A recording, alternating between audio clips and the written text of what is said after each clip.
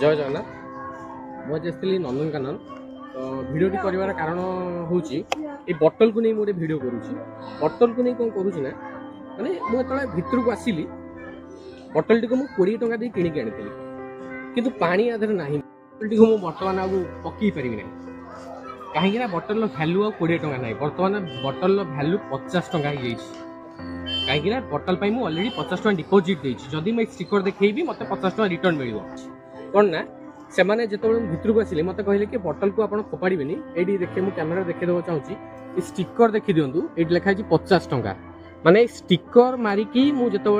exit करी ए बटल को मुझे देखले मो 50 टंका मुझे डिपोजिट करके आसी बटल